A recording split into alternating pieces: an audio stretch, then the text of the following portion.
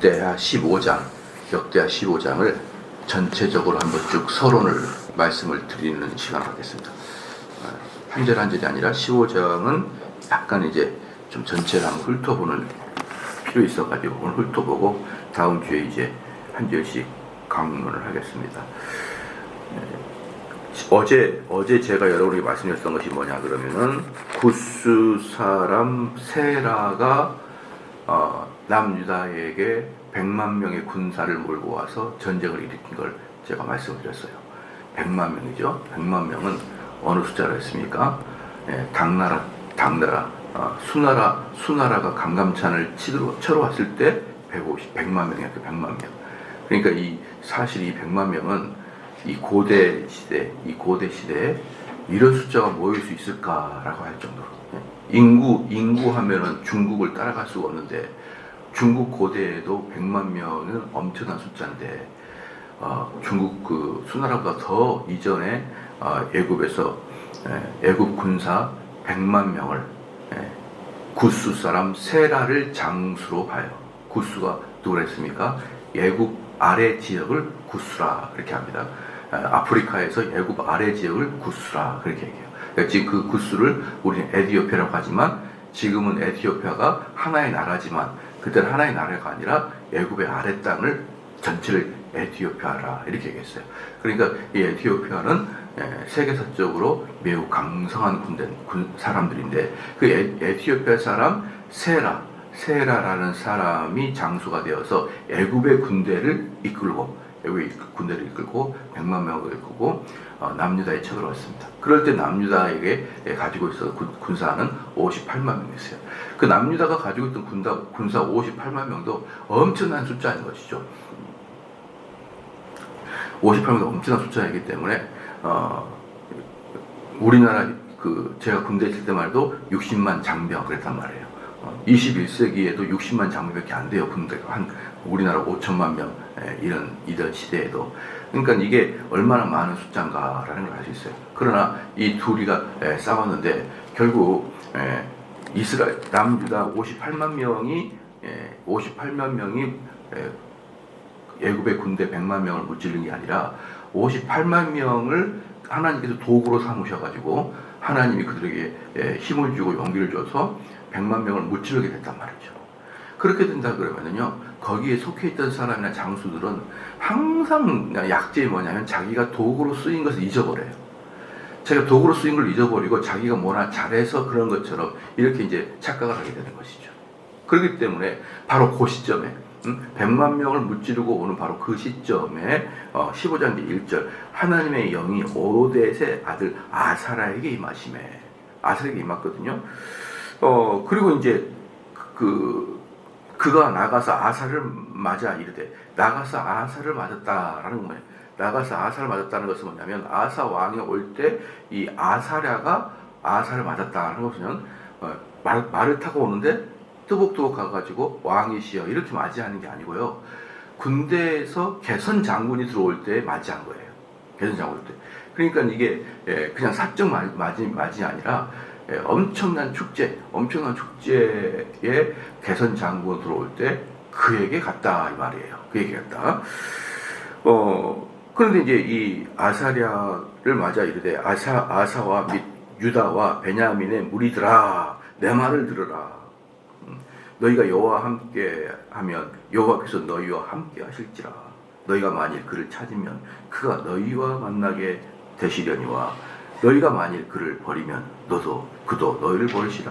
그러니까 이 아사랴는 개선 장군에게 막 축복하고 너희들이야말로 나라를 세운 사람이다 이렇게 막 띄우는 것이 아니라 하나님 때문에 너희가 이겼다라는 것을 이야기하는 것이죠. 그러니까 이게 지금 개선 장군으로서 들어올 때 가장 시의적절한 말을 해준 거예요. 그래서 이 개선 장군에게 들어올 때 이 아사랴가 두 가지의 주제로 경고를 합니다. 두 가지 주제로 경고를 하는데 그 첫 번째가 뭐냐면 하나님의 복과 저주를 그대로 선포합니다. 하나님께 복과 저주를 선포해요. 다시 2절을 제가 읽어보면요. 그가 나가서 아사를 맞아 이르되 아사와 및 유다 베냐민의 무리라 내 말을 들으라. 너희가 여호와와 함께하면 여호와께서 너희와 함께 하실 것이라. 이건 복이죠. 그렇잖아요. 함께하면 함께 하실 거라. 너희가 만일 그를 찾으면 그가 너희와 만나게 되시려니와 너희가 만일 그를 버리면 그도 너희를 버리시리라. 이렇게 이제 첫 번째 복과 저주를 그대로 선포하는 것을 볼 수가 있어요. 그래서 이제 이렇게 이제 이 아사랴와 같은 사람을 다른 말로 선지자라고 부르고요. 선지자. 그래서 선지자라고 부르는데 이 예수님의 삼중지 선지자 직분이 있잖아요. 그 직분은 뭐예요? 사람들이 듣든지 아니 듣든지 그 사람들이 그것을 기쁨으로 받든지 아니 분노로 받든지 듣든지 아니 듣든지 기쁨으로 받든지 분노로 받든지 고려하지 않고 하나님의 뜻을 전하는 게 선지자의 역할이에요. 선지자의 역할. 그렇기 때문에 그 예수님 그리스도께서 선지자 역할을 분명히 하셨잖아요. 그리고 구약에서 선지자가 있지 않습니까? 바로 현대에 있어서 가장 선지자 역할을 하는 사람이 바로 목사예요. 목사란 말입니다.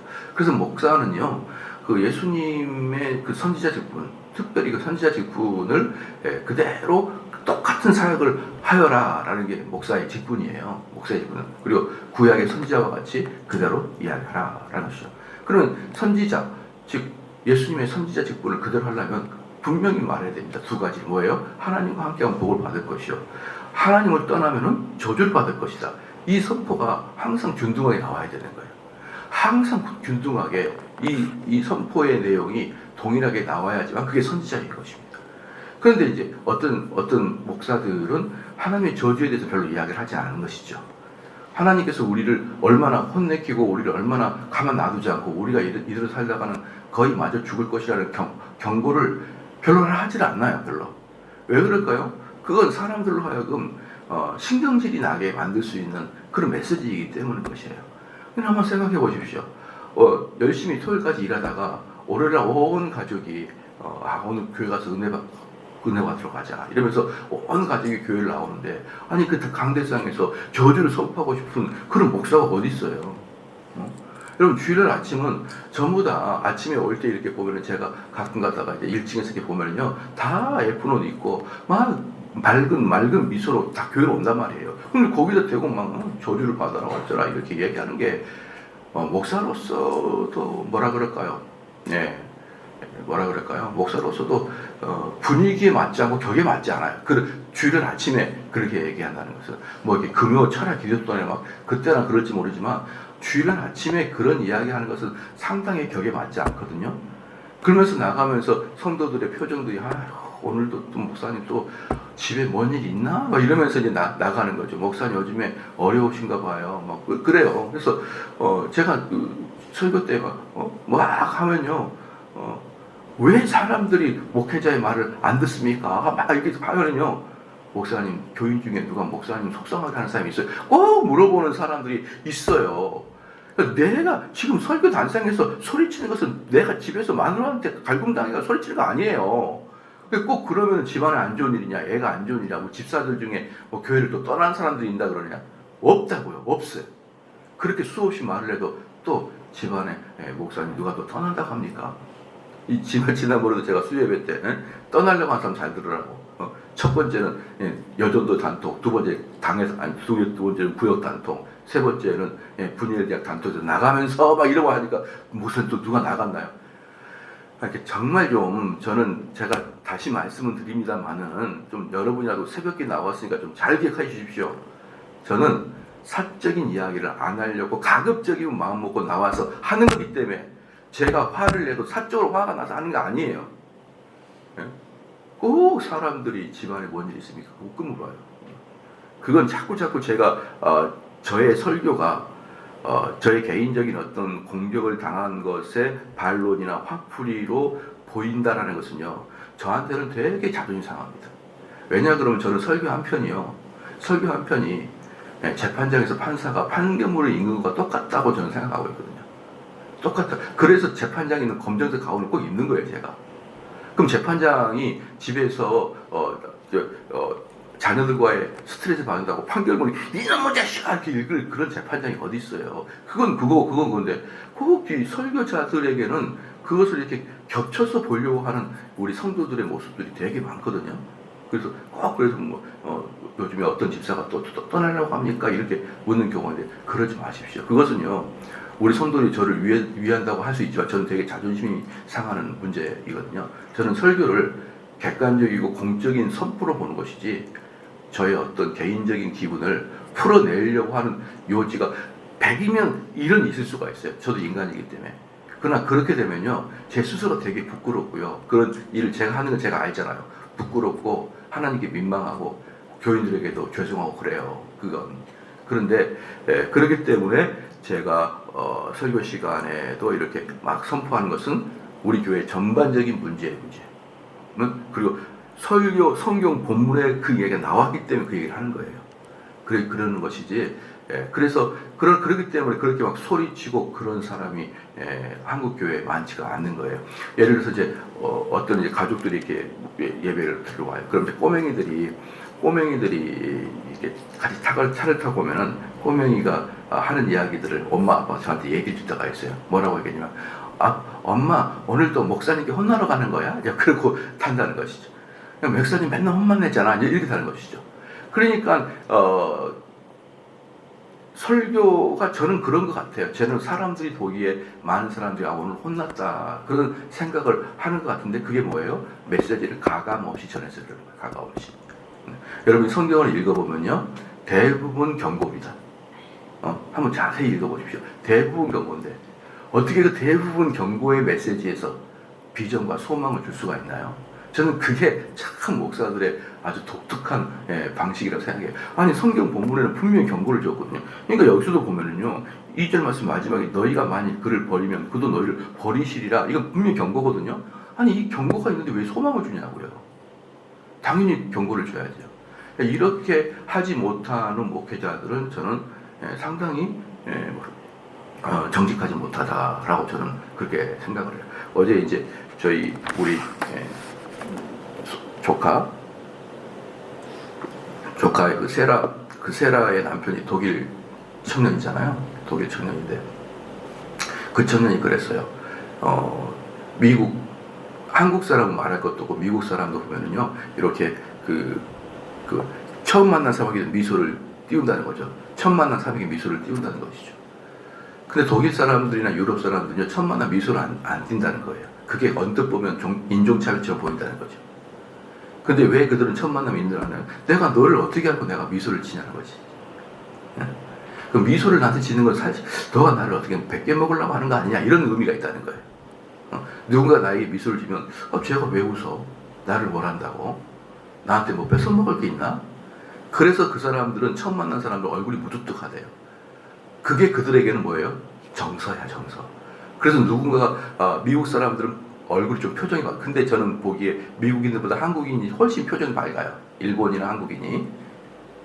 그럼 그 사람들은 말은 하지 않지만 얘네들이 장사 속으로 나에게 접근하나 이런 개념이 있기 때문에 오히려 처음 만난 사람에게 무뚝뚝하게 예절이에요. 그들은. 나는 너에 대해서는 아직 오픈하지 않았다. 그러나 오픈하면 난 너를 믿는다. 이런 개념으로 하기 때문에 그 사람들에게는 웃음이 별로 없다. 특별히 독일 사람에게는 웃음이 별로 없다. 그것은 너희를 무시해서가 아니라 인간의 처음 만났는데 웃을 수는 없는 것이다. 그런 철학을 가지고 있는 것이죠. 그러니까 그들은 다른 말로 그 말씀 밑에 뭐가 깔렸어요? 우린 정직하다 이 뜻이에요. 정직하다. 모르는데 웃을 수는 없고, 처음 만났는데 즐거울 리가 없으니까 그러니까 웃을 수가 없고. 그러나 우리는 만나고 좋으면 언제든지 웃는다. 그리고 그들에게 갈비뼈가 부러질 만큼 허그해 줄 수가 있다. 이렇게 이야기하는 것을 듣고 상당히 그럴듯하다라고 저는 생각해요. 왜냐 그러면 저도 그 유럽 여행 가가지고 되게 불쾌했거든요. 정말 무뚝뚝합니다, 사람들이. 이 인간들이 코리아에서 왔다고 무시하나? 눈 작다고 무시하나? 이런 느낌이 들었는데 어제 제가 들어보니까 그게 걔네들의 사람들의 대처법이구나 라는 것을 알았던 것이죠. 좀 정직하겠다라는 뜻이에요. 그러니까 우리 목회자들도 어떻습니까? 이 본문이 나오면 그냥 웃으면 안 돼요. 그대로 그냥 내리꽂는 게 선지자가 해야 될 일이다 라는 것이고요. 크게 두 번째가 이제 뭐 첫 번째가 하나님 복과 저주를 공평하게 선포하라는 것이고, 두 번째가 뭐냐면 지속적인 종교 개혁을 촉구하고 있습니다. 지속적인 종교 개혁을 촉구하고 있는데요. 이게 이제 바로 이제 7절에 한번 볼까요? 7절에 그런즉 너희는 강하게 하라. 너희의 손이 약하지 않게 하라. 너의 행위는 상급이 있음이라 하니라. 이렇게 종교 개혁을 촉구하면서 이제 딱 서문을 까기 뭐냐? 강하게 하라는, 강하라. 아사야, 너는 마음을 담대하게 먹으라는 거예요. 담대하게. 왜 담대하게 먹냐 그러면요, 이 아사는 누구의 아들입니까? 이 아사는 르호보암의 손자예요. 르호보암의 손자. 그렇죠? 그러니까 르호보암의 아버지 솔로몬이잖아요. 그러니까 증조 할아버지 때부터 이미 예루살렘에는 우상들이 들어왔어요. 예루살렘이 들어왔단 말이에요. 증조 할아버지 때부터 우상들이 들어왔기 때문에 이 사람은 증손자니까 이미 우상 숭배가 남유다에 편만에 있단 말이에요. 편만에 있어요. 근데 남유다에 편만에 있는데 그 우상이라는 것은 사람들이 이것은 우상이다 이런 개념을 갖고 있는 게 아니라 참 좋은 신앙이다 이런 개념을 갖고 있는데, 그것을 깨려 그러면 민심을 역행하는 것입니다. 민심을 역행하는 거예요. 민심을 역행하는데요. 지난 정부 때도 그렇고 지금도 그렇고요. 문재인도 그렇고 윤석열도 그렇고요. 뭐 한다고 딱 꺼내놨다가 국민이 막 발랄하면 싹 사라져요. 어떤 정책이. 아니 그런 식 정도의 배짱이 없으면 뭔 놈의 대통령 나왔냐 이 말이에요. 뭐라 그럴까요? 정책이 나오기 전까지는 숙고하고 일단 정책을 발표한 다음에 국민들이 들끓으면 그것을 설명해낼 수 있어야지요. 쑥 사라져요. 없는 것처럼. 정말 갑갑하다라는 생각을 하는 거예요. 저희가 이 교회 할 때 소풍 가겠다 이렇게 하게 되면 이제 소풍 가겠다가 광고가 나가잖아요. 그런 다음에 어떻게 드라마와 같이 꼭 중간에 코로나가 또 엄청나게 또 흥황해요. 없다가 꼭 소풍 갔다고 이렇게 발표를 하고 또 흥황해요. 당에서 회의해가지고 발표했는데 그것조차 처리하기가 어렵습니다. 코로나 때문에 계속 그래서 가기 직전까지 갈까 말까 고민하는 것이 이 작은 교회에서에도 정책을 처리하는 내용인데, 어떻게 큰 국가가 어떻게 하겠다고 말해놓고 국민이 들으면 그 장만 잘라버리고 쑥 사라지냐 말이에요. 전 이런 걸 볼 때마다 참 아마추어 같다라는 생각을 하거든요. 그러니까 여기서 보면은 뭐 이게 7절에 그러니 너희는 강하게 하라. 너희 손이 약하지 않게 하라. 너희 행위는 상급이 있음이라. 이제 이 아사라가 이제 아사 왕이 종교를 일으킬 때 첫 번째 서문이 담대하라. 자, 이 말은 무슨 말이에요? 엄청나게 반론이 있을 것이다. 엄청나게 반항이 있을 것이다. 그러나 뭐 하지 말라? 물러서지 말라는 거예요. 이게 왕입니다, 여러분. 이게 왕이에요. 제가 이런 말씀을 좀 할게요. 우리는 다수결의 원칙에 의해서 이 국가가 진행이 안 돼요, 여러분. 다수결의 원칙은요, 언제나 좋지 않는 쪽으로 흘러가게 되어 있습니다. 언제나 좋지 않은. 다수결의 원칙이 국민의 뜻이고 하늘의 뜻이라고요? 천만의 말씀이에요.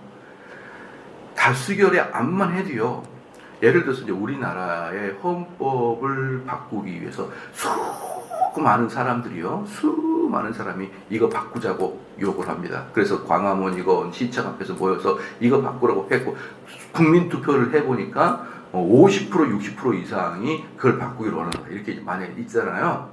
그러면 그것을 바꿔주면 안 돼요. 그걸 어디로 갑니까? 헌법재판소로 가서 7명인가 10명인가 그 사람이 결정하는 거예요. 알겠습니까? 그럼 그 사람들이 수십만 명이 바꾸기를 원해도 이 헌법재판관들이 보고 이 헌법의 원리에 따라서 이거 할 수 없어. 그러면은 우리나라 국민이 90%가 동일해도 헌법재판관이 노한 것이에요. 이게 민주주의예요. 뭡니까? 흥분하지 않고 자기의 이익에 휘둘리지 않는 정확한 헌법 정치라는 전문가에 의해서 국가는 결정돼야 그게 민주주의예요. 다수결의 원칙은 전부 다 자기 이익 때문에 움직이는 거예요. 그러나 자기 이익을 배제한 정확한 이 나라가 잘 가려 그러면은 헌법재판관의 판결이 결정한 것이다. 이건 대통령 판결도 안 돼요. 국회의원 판결도 안 됩니다. 왜? 그들이 인기를 모으고 투표로 살아가야 되니까. 인기와 투표에 상관없이 오직 이 나라를 걱정할 수 있는 것은 누구밖에 없어요? 그럼 투표에 의하지 않는 법관들에 의해서 결정이 돼야 되는 거예요. 여러분 알겠죠? 그래서 헌법재판관이나 대법원장이나 이런 사람은 투표로 당하면 안 됩니다, 여러분. 그 사람들은 지명에 의해서 돼야 되는 거예요. 만약에 사람들의 인기에 의해서 그 사람이 돼봐요. 나라가 어떻게 되는지.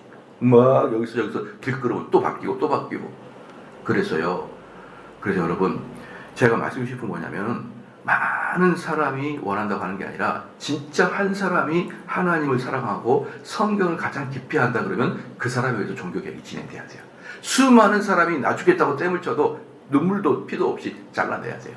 이게 종교개혁의 핵심입니다. 여러분 아시겠죠? 교회도 어떤 것입니까? 교인들이 전부 다 원해도, 교인들이 눈물로 원해도 담임 목사님 딱 볼 때 이건 비성경적이에요. 그럼 끄떡도 안 해야 돼요. 그게 바로 선거를 살리는 것입니다.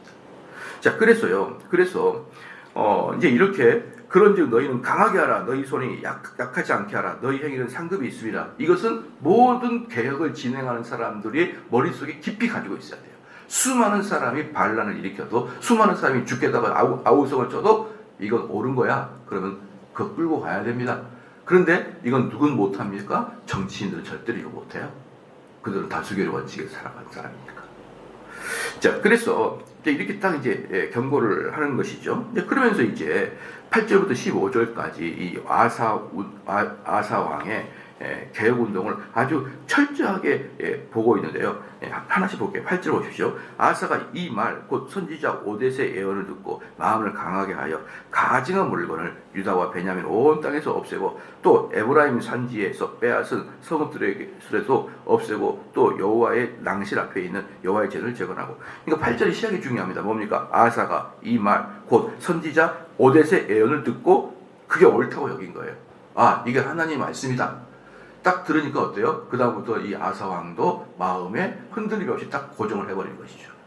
이게 정말 이런 왕이 돼야 되는 거예요. 이런 왕이 돼야 돼요. 그래서 제가 지난번에도 얘기했지만 삼성이라는 사람이, 삼성이라는 그 단체가 이건희가 일본에 갔다가 들어오면서 1980년대 우리도 반도체로 전환한다. 우리도 반도체로 전환한다 라고 했을 때 그의 아버지 선친인 이병철 그리고 국가가 모두 반대했습니다. 무슨 놈의 반도체냐고. 일본도 잘 못하는데. 이렇게 반대했는데 이건희가 어때요? 반대를 무릅쓰고 수십 년 동안 진행해왔던 게 반도체예요. 그래서 많은 사람들이 반도체 할 때 여러 가지 말하지만 절대로 잊지 말아야 될 거면 이건희의 꿋꿋한 신념입니다. 그게 반도체 대국을 만들어낸 핵심이었어요. 근데 그때 만약에요, 이건희는 어떤 사람이냐 그러면요, 이건희는 아버지에 의해서 승계를 받은 사람이고 이건희는 그러기 때문에 쫓겨날 염려가 없는 사람이에요. 근데 만약에 그때 전문 CEO가 들어오잖아요, 안 합니다. 반도체. 쫓겨날 수 있으니까. 그래서 저는 전문 CEO의 제도를 별로 좋아하지 않습니다. 아버지를 승계한 우리 현재 한국 재벌이 전 좋아요. 그래야 개혁이 진행되고 그래야 혁신이 나와요. 전문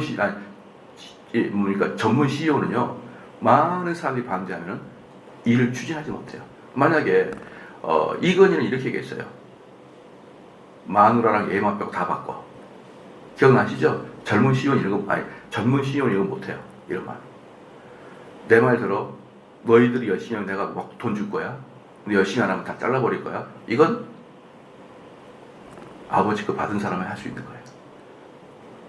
전문 CEO는 그 말 못한다니까요. 그래서 우리는 어떤 일을 단행할 때 꼭 합리적이고 현재 민주적인 것을 고려하지 마세요. 진짜 개혁은 누가 일으키냐면요, 내가 이렇게 이야기를 해도 내가 잘리지 않는다라는 위치에 있는 사람이 개혁을 일으키는 거예요. 여러분 동의가 되시죠? 만약에 제가 이렇게 얘기했다가 쫓겨난다라는 두려움이 있다 그러면 얘기 못하죠. 우리 처자가 이제 있는데 목사도 돈을 벌어서 우리 아이도 학원 보내고 대학도 보내야 되는데 내가 이렇게 얘기했다가 우리 장로님들이 기분 나빠가지고 정대호 목사님 나가세요. 그러면 해야 될 얘기를 못하는 거예요. 어쩔 수 없습니다. 그래서 저는 항상 외치는 게 뭐냐면 종교개혁을 일으키려면 내 평생 보장해달라. 그걸 일으키겠다. 별로 동의를 안 하는 분위기지만 여러분이 동의 안 한다고 제가 물러나고 그럴 분은 아니에요. 민주적인 절차에 따라서 그 사람의 투표에 의해서 재신임한다? 천만의 말씀이에요. 목사는 재신임하는, 요즘에 많은 교회들이 엉덩이 뿔난 그런 엉덩이 뿔난 동물처럼 목사를 5년마다 한 번씩 6년마다 재신임하거든요. 그렇게 해가지고는 절대로 선지자 못 나와요. 만약에 우리 장로들 중에서 때로는 어떤 장로들 중에서 주일 성수를 잘 못하고 있고 그 장로들의 아들이 주일 성수 못하고 있어요. 그런데 제가 상당히 강하게 얘기했잖아요. 장로들은 어떻게 생각하는지 압니까? 문 닫고 저 인간 또 나이 얘기 안 해?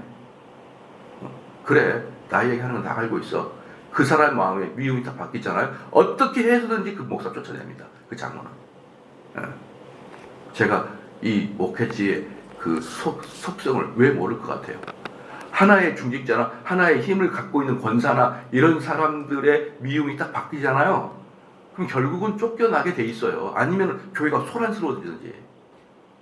저희 만약에 교회에서 어떤 장로님이 그런 식으로 저를 미워하다, 내가 쫓아내버릴 거야.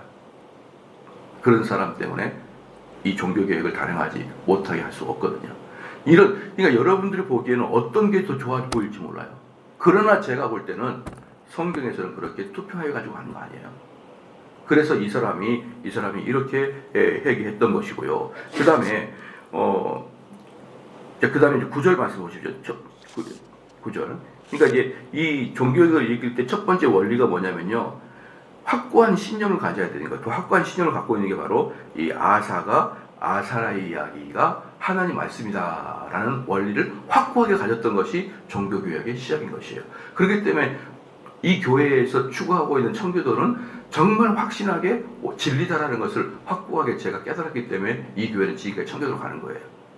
여러분들이 10년 동안 제 사역을 봐보십시오. 제가 한 번이라도 청교도를 벗어난 적이 있는지 한 번도 없습니다. 한 번도 없어요. 두 번째는 뭐냐 그러면요, 경건한 자들이 모여들게 돼 있어요. 첫 번째는 확고한 신념을 실천하면요, 두 번째는 그 과정이 뭐냐면 경건한 자들이 모여들기 시작하는데요. 9절 봐보십시오. 또 유다와 베냐민의 무리를 모으고, 에브라임 뭡니까? 북쪽이에요. 북쪽에서 가장 대표적인 지파가 에브라임 지파죠. 에브라임과 므낫세와 시므온 가운데서 나와서 저희 중에 머물러 사는 자들이 모였으니 이는 이스라엘 사람들이 아사의 하나님 여호와께서 그와 함께 하시는 보고 아사에게로 돌아오는 자가 많으셨더라. 그러니까 이 남유다의 종교를 단행하면서 우상들을 없애기 시작하자 북쪽에 있던 경건한 자들이 남쪽을 보니까 저 사람은 진짜 하나님과 함께하는 사람이구나 라고 느끼면서 북쪽에서 대표적인 에브라임 지파, 그렇잖아요. 이 사람들 므낫세, 시므온 지파가 우르르 몰려와가지고 남쪽으로 내려오는 거예요. 그러니까 두 번째는 뭐냐 그러면 경건한 자들이 모입니다. 개혁을 시작하게 되면. 그러니까 이게 뭐냐 그러면요, 제가 언젠가도 말씀드렸지만 저희 교회 이제 다른 교회를 다니다가 저희 교회로 이동하는 사람들이 있어요. 이동하는 사람들이 있는데요. 제가 이제 그 사람이 우리 교회에서 쭉 성경 공부를 이제 열심히 공부합니다. 처음에는 이제 유튜브로 보고 왔다가 옮기거든요. 옮겨서 들어오면은 이제 또 본격적으로 성경 공부를 시작할 때 곰곰이 들어보잖아요. 그럼 어떤 마음이 드냐 그러면 내가 이전에 배웠던 내용들이 다 허당이네 이런 마음이 들어요. 허당이네. 그럼 이제 이 사람들이 이제 그 다음 단계가 뭐냐 그러면 내가 허당인 것을 배운 것이 너무 한심스러워서 내 친한 친구한테 복음을 전하기 시작하는 거예요. 근데 그때 그 친한 친구는 어떤 애냐면 내가 그 교회 어릴 때부터 쭉 자라와가지고 친구로 지내고 이런 애들인데 지금은 다 같이 어른이 돼가지고 중직자도 되고 어른이 돼가지고 그 교회에 중진을 이루고 있는 사람들이란 말이에요. 근데 그 사람은 어릴 때부터 그 교회에 다녔고 뼈대가 있고 다 친구들이 중진을 이루고 있단 말이에요. 그때 예배를 드릴 때 기뻐하고 즐거워하고 하호하고 눈물을 흘리고 슬퍼하고 그랬던 동지들이에요. 그런 동지들한테 이 사람이 여기서 배웠던 진리를 딱 이야기하잖아요. 근데 안 먹히는 것을 경험하기 시작합니다. 딱 얘기했는데 이 진리를 듣기 전까지는 전부 다 좋아했는데 이걸 딱 얘기하니까 눈을 탁 튀게 뜨더니 니만 모르냐? 이렇게 바뀌는 거예요. 그러니까 이 사람이 어떤 느낌이 나는 이 말씀이 너무 진리인데 이 말씀이 너무 맞는데 내 사랑하는 친구는 왜 이 말씀 못 받아들일까? 이렇게 궁금증이 생겨요. 그시죠? 저는 그래서 많이 보거든요. 그 사람이 느낍니다. 얘 가짜였다 느껴져요. 가짜였다. 저도 당연히 그렇고요. 이 진리의 말씀을 전했는데 싫어해요. 그전에는 좋아했는데. 그럼 가짜였어요. 그럼 어떤 건 줄 압니까? 거기에 1000명의 성도가 있어요. 다 가짜인 거예요. 다 가짜입니다. 그리고 그 교회에 진짜 알맹이 하나가 쭉 빠져버린 거예요. 왜들 다 안 믿는 표정인 것이죠. 저는 많은 경우에 상담하면서 느끼는데, 그러면 그 교회에서 오직 경건한 자 한 명만 나와서 이 교회로 온 겁니다. 경건하지 않은 자 그대로 남아있는 거예요. 그렇게 해서 모인 이 교회는 너무나 아름답죠. 그러나 그 수많은 무리들이, 제가 제 설교를 한번 여러분 곰곰이 들어보십시오. 곰곰이 들어보세요. 제가 성경과 틀리게 이야기하는가 있나? 근데 그걸 동의 못해요. 그러니까 친구가 환장하는 거예요. 여러분, 그래서요, 옳은 것을 옳다고 계속 강조하잖아요. 경건한 자가 모이게 되어 있는 거예요. 두려워하지 말란 말이에요. 목사들은, 설교자들은 그걸 두려워하지 말아요. 내가 이렇게 설교했다가 오늘 우리 장로가 화가 나고, 내일 권사님이 화가 나고, 그 다음에 누가 화가 나고, 이러다가 교회가 뒤집어지면 어떡하지? 감당하라고요, 그걸. 그거 하기 위해서 목사가 나온 거죠. 그리고 그걸 이루기 위해서 막 교회가 소란스러워져요.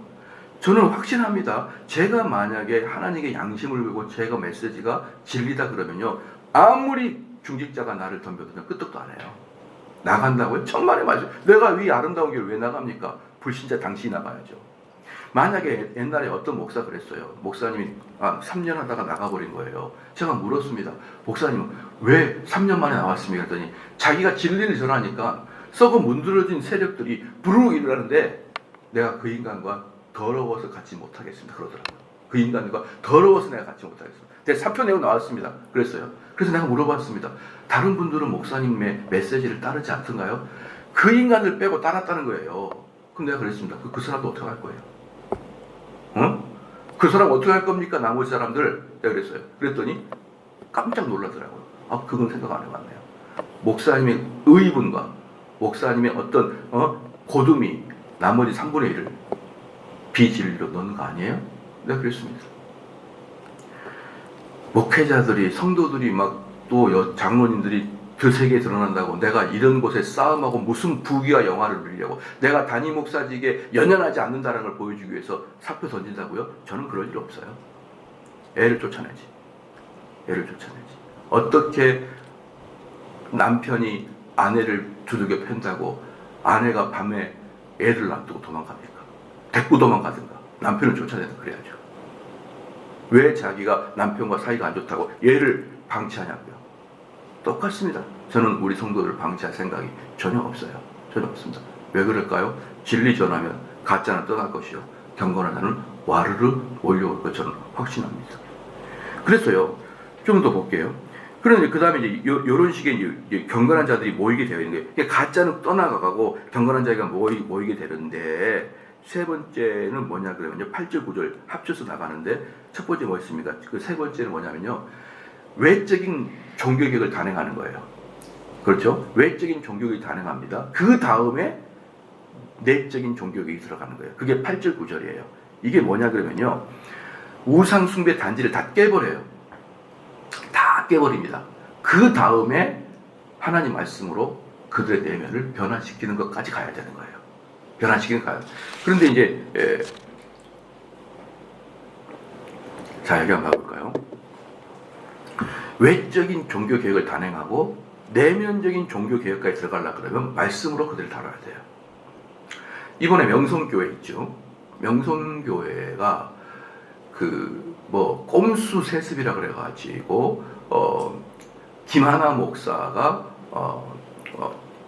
담임 목사가 됐어요. 담임 목사 됐는데 요번에 이제 그 뉴스를 보니까 다시 재심 투표를 다시 했더라고요. 근데 교인들의 98%가 찬성을 했어요. 그럼 내비둬야 됩니다. 교인들이 좋다는데 왜 밖에서 감나라 대추나라 합니까? 자기 교인들의 우리 교인도 지금 재투표하면 98%가 안 나올걸요? 한 몇십 명이 딱 숨어가지고 저 인간을 내가 이쯤에 쫓아내야지 하면서 거의 70% 나오지만, 근데 그 6만 명이나 모인 곳에서 98%예요. 98%. 절대 다수죠. 그런데 왜 밖에서? 밖에서 명성교회 개혁을 외치는 교회 개혁 실천 연대들이 있어요. 그들은 뭐냐? 세습법 방지하라는 거예요. 에? 그건 개혁의 아주 일부분입니다. 진짜 개혁은 뭐예요? 말씀으로 꾸준히 가르쳐야 됩니다. 저는 교회 개혁 실천연대 이 사람들 보면 맨날 교회 구조 바꾸라는 거예요. 목사들 재신임 투표해라. 목사들이 한번 당회장이 되면 끝까지 당회원에 앉아가지고 마르고 닳도록 독재하고 사는 게 목사다. 우리 교회, 우리나라의 구조다. 그 다음에 그 세습법안 해가지고 직계 자손이면 안 되게 해라. 이렇게 계속 구조에 대해서는 그렇게 강조하는데 구조 바꾼다고 바뀝니까, 여러분? 사람이 옷 바꿔입니다 바꿔줘요? 말 같아요. 옛날에는 그랬습니다. 지금 저는 설교 가운 입지만 제가 무슨 말 했냐면 설교 가운 훌렁훌렁 벗는 사람들이 배기 싫어서 가운 입는다고요. 설교 가운 입으면 권위적이고 설교 가운을 벗으면 오픈된 목사인가요? 그럼 왜 외적인 것을 가지고 판단하냐고요. 외적인 것을. 어떤 분은 그러더라고요. 아니 목사님 주일날은 하얀색 가운 입어야지. 검은색 가운 입고 깜짝 놀랐어요. 까마귀인 줄 알았어요. 저는 속으로 그래요. 이봐요. 내가 검은색이 있든 하얀색이 그게 뭐 당회사에 중요한 거냐고요. 그런데 가만히 보면요.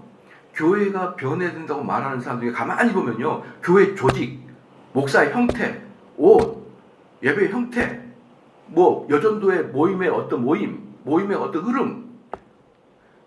와우, 저는 정말 그런 사람 보면 너 애냐 얘?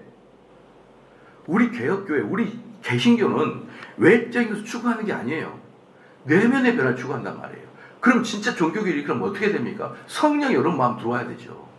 그럼 성령이 들어오는데 검은색 가운을 입으면 성령이 들어오시고 흰색 가운을 입으면 성령이 나갑니까? 왜 그런 걸 가지고 교회를 평가하시냐고요. 왜 이렇게 못났고 왜 이렇게 미련하냐 이 말이에요. 하나님의 말씀이 하나님의 성령이 어떻게 그런 외적인 수단을 통해서 결정이 됐냐고요. 처음에는 가감없이 바꿨어요. 이렇게 자꾸 하니까 문제가 생긴다. 그런 다음에 곧바로 뭐예요? 계속 성경을 강론해야 돼요. 성경을.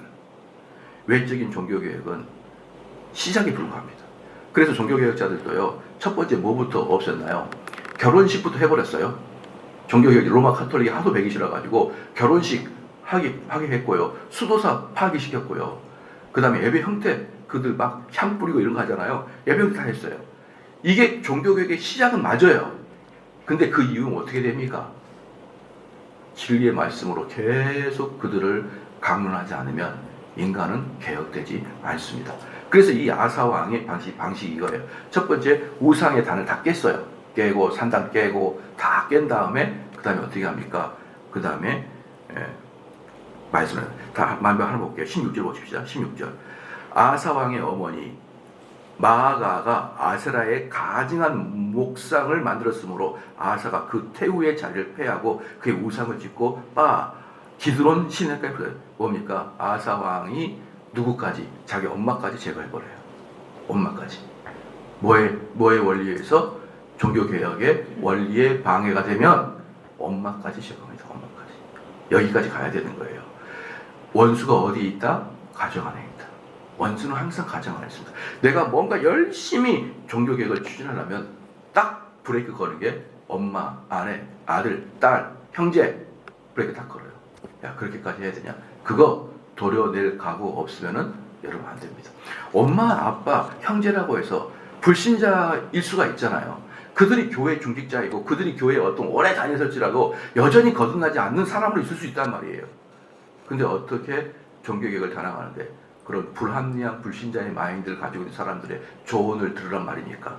17절 보십시오. 산당은 이스라엘 중에서 제하지 아니하였으나 아사의 마음에 일평생 온전하였더라. 그가 또 그의 아버지가 구별한 물건과 자기가 구별한 물건 곧 은과 금과 그릇을 하나님의 전에 드렸더니 이때부터 아사왕 제 35년까지 다시는 전쟁이 없습니다.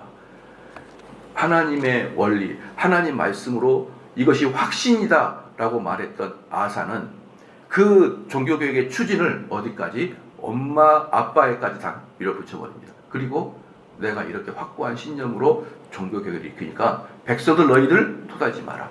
나는 부모까지 도려낸 사람이다. 이렇게 이야기하는 거예요. 여러분 이게 바로 신앙인 것입니다. 신앙은 하나님의 진리라 그러면 자녀까지도 도려낼 각오를 하여야 신앙이 종교가 일어나는 것이지 설교한다고 될 것 같아요. 대충. 천만의 말씀이에요. 천만의 말씀. 여러분들이 저의 이렇게 개인적인 삶을 잘 보면은, 저를 잘 보면은 이런 식의 스타일이라는 것을 여러분이 알게 될 거예요. 저는 만약에 제가 가르치고 있는 원리에 우리 아내가 만약에 태클을 건다. 그럼 우리 아내가 다윗이 자기 첫째 부인의 방에 들어가지 않지. 난 안 들어가 버릴 거야. 너는 내 아내가 아니라 왼수다. 백왼수. 우리 아내가 백씨니까 이 백왼수야. 난 너하고 말도 안 할 거야. 라고 할 자신이 있다 없다? 있다. 지금도 별로 말 안 하는데 같이 더 안 하지. 하나님의 말씀을 위배한다? 부모도 없어요, 저에게는. 아무리 아버지가 그러지 말라 그래도 저는 끝까지 해버립니다. 우리 아버지는 그걸 알아요. 제가 처음에 청교도를 할 때 우리 아버지는 청교도 몰랐습니다. 그리고 우리 아버지 때는 청교도가 없었어요. 제가 늘상 말하지만 청교도의 소개는 로이드 존스 목사부터 소개가 됩니다. 그분의 책이 1980년대 번역이 됐어요. 근데 그 사람 책을 별로 안 읽었었어요. 그 로이드 존스가 재발견될 때 시작할 때가 언제냐면 주로 1900년대입니다. 그럼 1900년대는 우리 아버지가 이미 60대예요. 그 로이드 존스는 청교도를 소개할 뿐이 청교도도 아니에요. 청교도가 진짜 소개된 것은 2000년 이후부터예요. 그걸 제가 시작을 했고, 그렇기 때문에 우리 아버지 시대도 우리 아버지 시대 옥하는 목사님, 하영조 목사님, 또 길자연 목사님, 그 의리의리한 목사님들도 다 청교도 몰라요. 다. 왜? 그 당시에 그들은 청교도 공부하지 않았으니까. 청교도는 저희 때부터 공부가 된 거예요. 그렇기 때문에 그때 선배들이 다 저한테 조언했어요. 거기에서 우리 아버지도 빠지지 않았고요. 그래서 저는 끝까지 했죠. 아버지가 나한테 그랬어요. 참, 니도 대단한 놈이다. 어떻게 이 애비가 그렇게 하지 말라고 눈물로 강구해도 끝까지 밀고 나가냐. 제 인생이 얼마나 슬펐는지 몰라요. 그런 과정을 통해서. 이 아사왕, 전 다 이해가 다 돼요. 그렇게 할 수밖에 없는 이유를. 저는 가족들하고도 부딪혀서 울면서 여기까지 온 거예요. 응? 한번 봐보세요. 우리 가족이 우리 교회 몇 명이나 있는지 봐봐. 다 나가죠. 버틸 수가 없어요. 저가 있으면요. 그렇기 때문에 이런 아사왕의 종교개혁은 저한테 이론이 아니에요. 실제로 저한테 그렇게 해왔고 우리 교인들 다 보고 있어요. 나가더라도 저는 합니다. 기도하시겠습니다. 하나님 아버지 참으로 감사합니다. 아사왕처럼 이 진리가 하나님의 원리라고 말한다 그러면 정말 변치 아니할 마음으로 그 일을 굳건히 이룰 수 있는 종교개혁을 단행하게 하여 주시옵소서. 이 교회에 하나님 말씀이 아닌 곳에는 어느 누구도 발을 드러내지 못하게 하여 주시옵고, 오직 말씀이라 그러면 어떤 풍랑이 있을지라도, 심지어 어머니를 도려낼지라도 그 일을 이 땅에서 이루어낼 수 있는 확신과 확고함을 허락하여 주시옵소서. 하나님 아버지, 또한 우리가 진리의 말씀을 듣고 이제 친구와 가족과 여러 사랑하는 사람과 이 말씀을 나눌 때도 여러 곳에서 반대와 여러 곳에서 우려를 표할지라도 내가 확신한 이 진리의 마음을 돌이키거나 후퇴하지 아니하도록 우리 마음을 굳게 붙잡아 주시옵소서. 감사드리며 예수님의 이름으로 기도하옵나이다. 아멘. 하늘에 계신 우리 아버지여, 이름이 거룩히 여김을 받으시오며 나라가 임하옵시며 뜻이 하늘에서 이루어진 것 같이 땅에서도 이루어지이다. 오늘 우리에게 일용할 양식을 주옵시고 우리가 우리에게 죄 지은 자를 사여 준 것 같이 우리 죄를 사여 주옵시고 우리를 시험에 들게 하지 마옵시고 다만 악에서 구하옵소서. 나라와 권세와 영광이 아버지께 영원히 있사옵나이다. 아멘.